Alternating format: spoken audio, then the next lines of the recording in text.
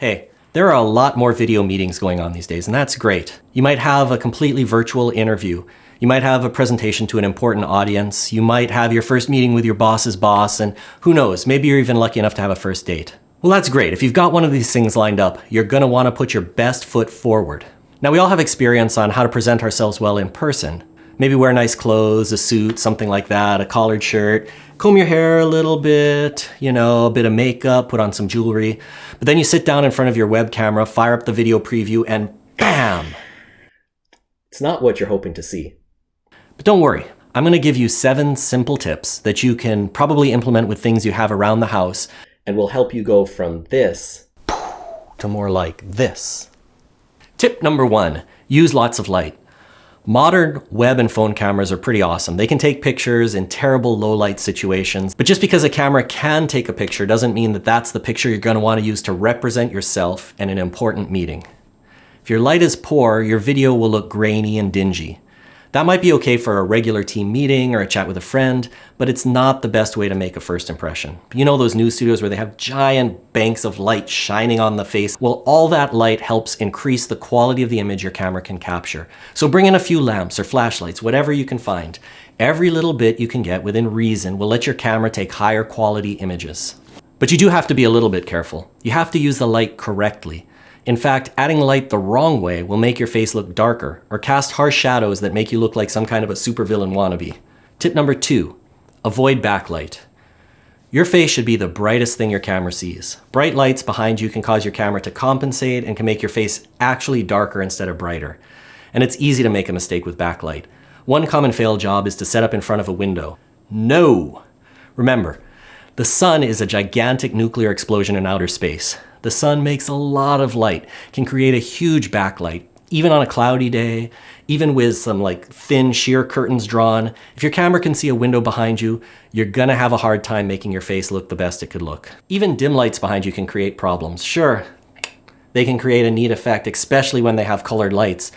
But setting up that effect takes some tweaking and actually some gear. I spent quite a while to get this to work right. You can learn how to do it if you want. But how about you start easy, where the camera can't see any light source or window directly? Tip 3, diffuse your light. Ever wonder why photographers use these ridiculous gigantic umbrella dome things on their lights? Well, it's because those domes diffuse the light. That is, they spread out a light source so that the light emanates from the largest possible area, instead of all coming from a single point like the tip of a flashlight. When bright light comes from a single point, it casts harsh shadows. Your face has all sorts of bumps and ridges that interact poorly with harsh light to make you look terrible.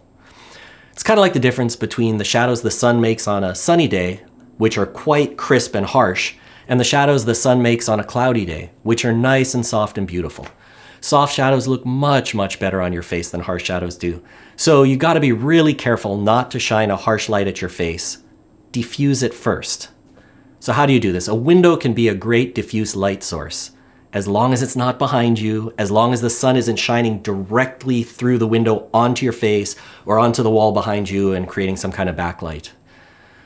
Now, if you can't find a diffuse light in your house, you can make one.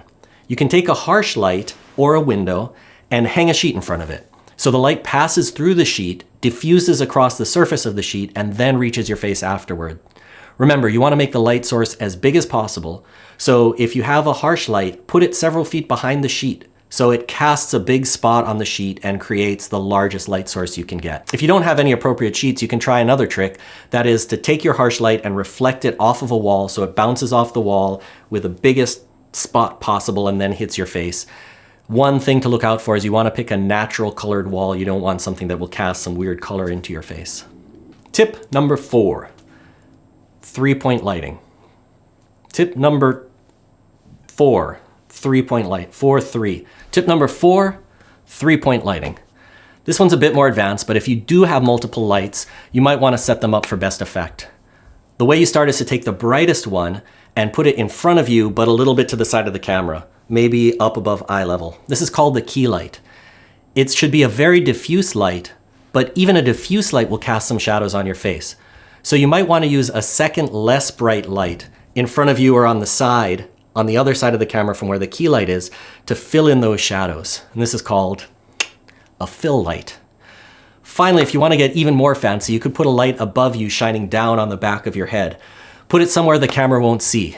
It should create a bright rim on you, like around the edges of your hair and on your shoulders, which makes you look distinct from the background, makes you look more alive and more engaging. And this is called a rim light, or sometimes it's called a hair light.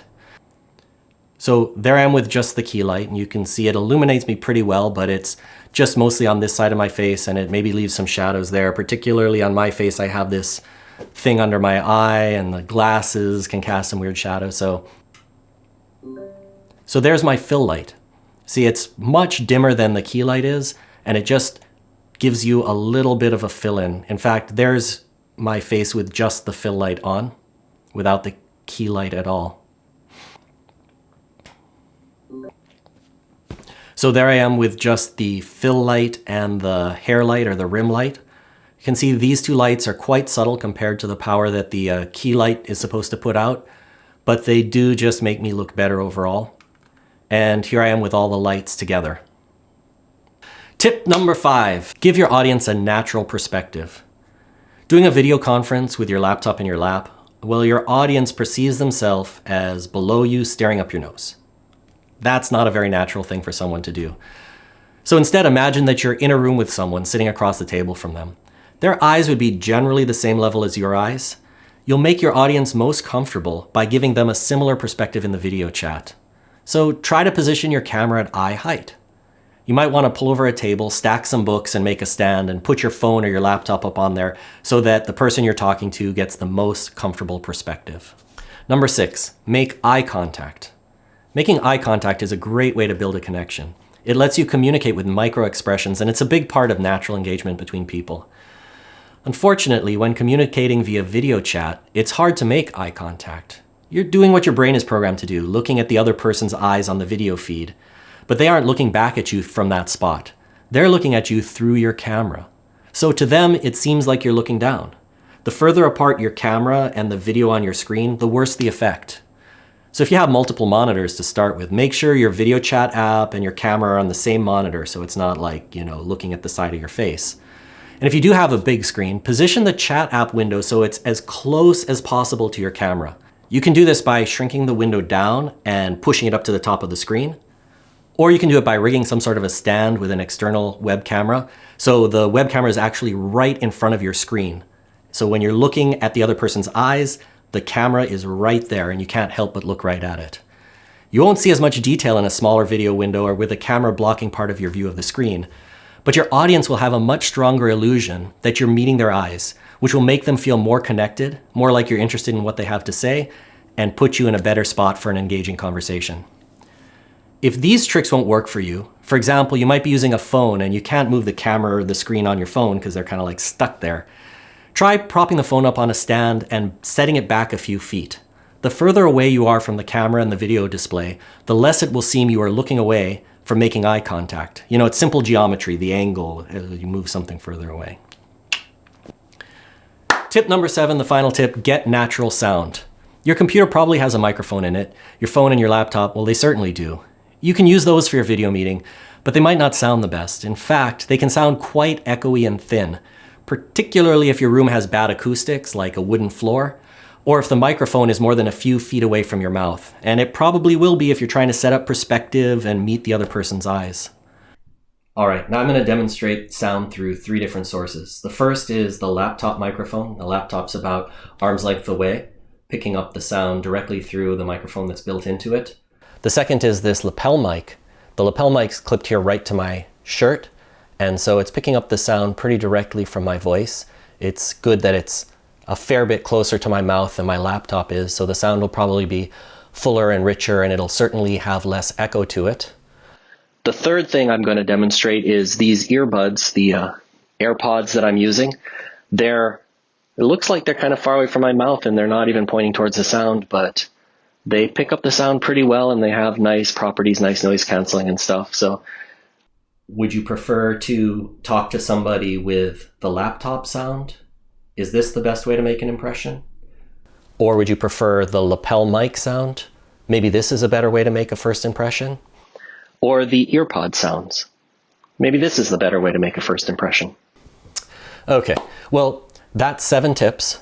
Tip number 1, get lots of light. Tip number 2, but don't put it behind you, no backlight. Tip number 3, make sure the light is diffused. Tip number 4 is to use a 3-point lighting if you have multiple light sources. Tip number 5 is to think about perspective. Make sure your communication partner has a good perspective. Tip number 6, make eye contact.